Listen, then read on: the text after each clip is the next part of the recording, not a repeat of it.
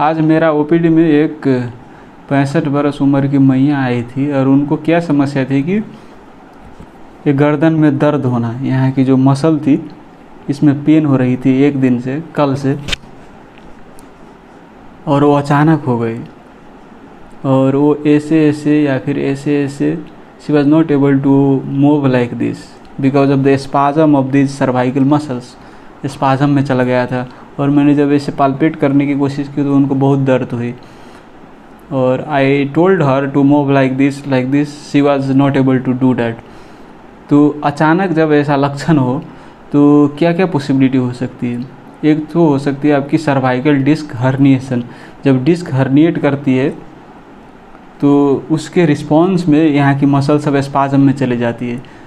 तो मैंने उनको पूछा आपकी यहाँ पर ये हाथ में या फिर इस हाथ में झमझमाहट या फिर कमज़ोरी ऐसी कुछ नहीं थी। तो न्यूरोलॉजिकल सिम्टम्स नहीं भी हो सकती है, समझे। वो अर्ली डिस्क हर्निएशन होता है, उसमें न्यूरोलॉजिकल सिम्टम्स होना ही पड़ता है, वैसा नहीं है।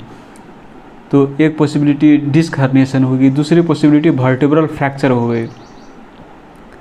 ओल्ड एज में ऑस्टियोपोरोसिस की वजह से फ्रैक्चर हो जाती है वर्टेब्रा सब, स्लाइट स्ट्रेन की वजह से या फिर कुछ हल्का ट्रॉमा की वजह से, लेकिन उनको कोई ट्रॉमा की हिस्ट्री तो नहीं थी।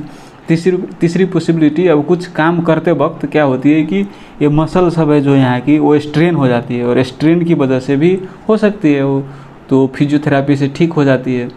तो सबसे पहले हमें रूल आउट करनी पड़ेगी फ्रैक्चर और डिस्क हर्निएशन। तो फ्रैक्चर के लिए एक्सरे में हम देख सकते हैं, लेकिन डिस्क हर्निएशन नहीं दिखेगी एक्सरे में। उसके लिए एमआरआई करना पड़ेगा सर्वाइकल स्पाइन को डिस्क हर्निएशन देखने के लिए, समझे। तो हम एज्यूम कर ले कि ये मसल स्ट्रेन है, इससे पहले तो डिस्क हर्निएशन रूल आउट करनी पड़ेगी और फ्रैक्चर रूल आउट करनी पड़ेगी बिफोर डूइंग फिजियोथेरापी। क्योंकि वो सब होगी तो आप ऐसे घुमा दोगे तो क्या होगा, नर्व होके तो जान डैमेज कर देगा ना, नर्व ही बर्बाद हो जाएगा। इसीलिए उससे पहले हम ऐसी वाली करें, इससे पहले रूल आउट कर लो फ्रैक्चर डिस्क हर्निएशन।